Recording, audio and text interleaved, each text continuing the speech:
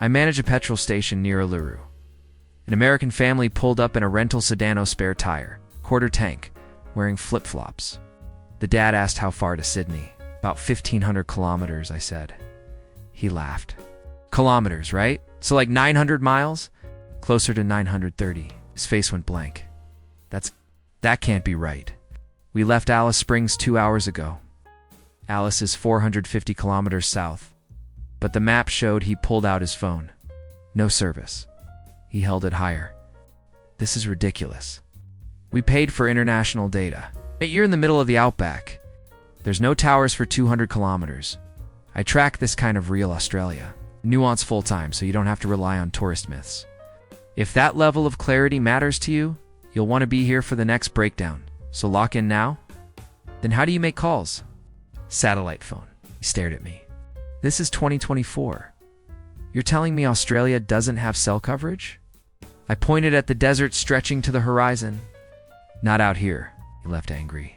Didn't buy petrol. I watched him drive north with his low fuel light on. He came back 30 minutes later, paid triple for our emergency jerry can, and asked where the nearest hotel was. I told him Uluru, about 50 kilometers back the way he'd come. He asked if they took American Express. I said probably. He asked if they had air conditioning. It was 42 degrees Celsius. I said yes. He asked what that was in real degrees. I told him 108 Fahrenheit. He called his wife a liar. She told him it wouldn't be that hot in autumn. I didn't mention it was spring here. Australian tourist spots get Americans who think they're visiting a slightly different California. They're not ready for the distances, the heat, or the fact that kangaroos aren't domesticated. I worked the front desk at a Sydney hotel. An American couple checked in, asked what time zone we were in. One said Australian Eastern Standard Time. The husband nodded. So like East Coast. Same as New York. No, we're 10 hours ahead of New York right now. Ahead. But you're both on the East Coast. It's different countries, mate. Different hemispheres. He pulled out his phone, checked the time, looked confused. So when we call home, it's yesterday? Depends when you call. His wife asked if that meant their dinner reservation was technically tomorrow. I said no. It was tonight at 7, Sydney time. She asked if the restaurant knew that. I said yes. They were also in Sydney. Her husband asked if we had normal time zones anywhere in Australia. I explained we have 3 main zones. He asked why we needed 3 for one country. I said Australia's wide. He said Texas is wide and manages one. I said Australia is wider than the continental United States.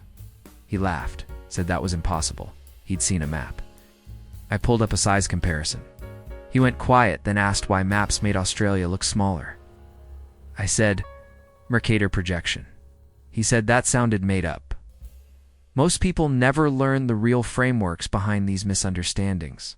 I unpacked the stuff travelers consistently get wrong, patterns almost everyone overlooks.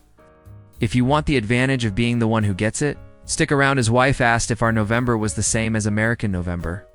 I said yes. Same month, different season. She said that made no sense.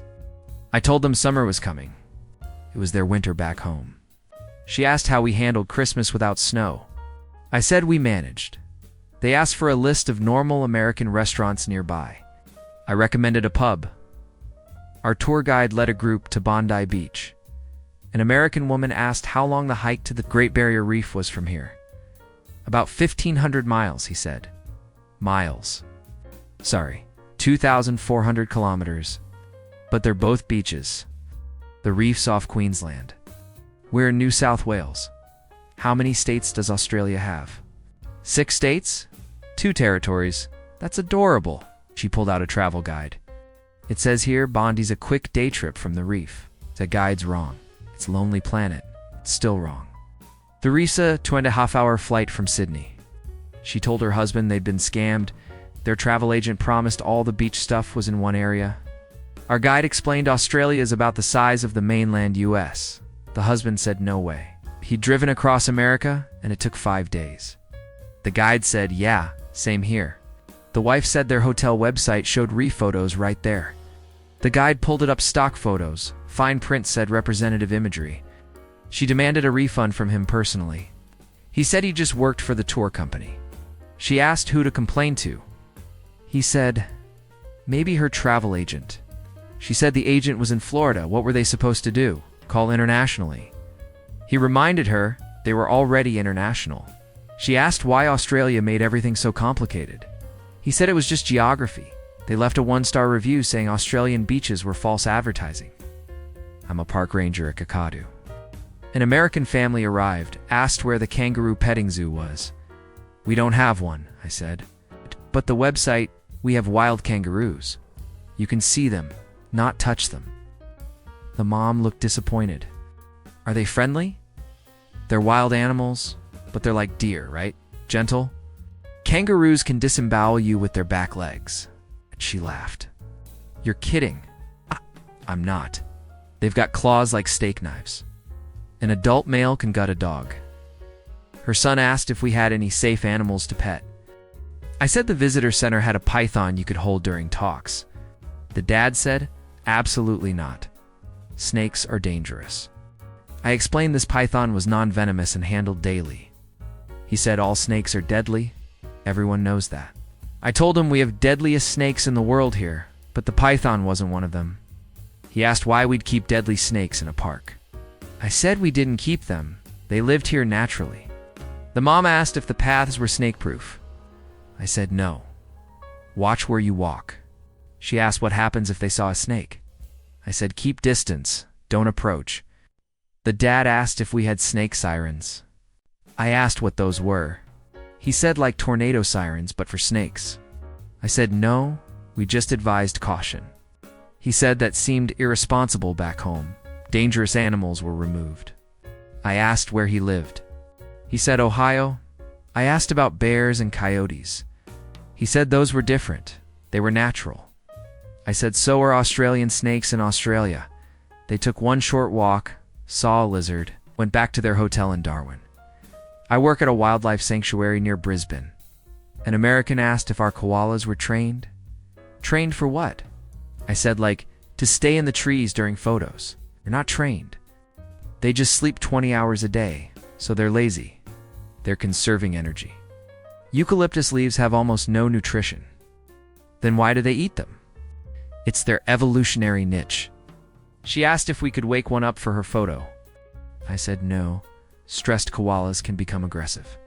She said she'd paid admission and wanted an active koala experience. I explained koalas aren't interactive pets. They have sharp claws and can bite. She asked what we did with them then, if tourists can't touch them. I said observation, education, conservation. She said that sounded boring. Her husband asked if we had any energetic Australian animals. I suggested the kangaroo enclosure. He said they'd already seen kangaroos just hopping around doing nothing. I said that's what kangaroos do. He asked if we had crocodiles.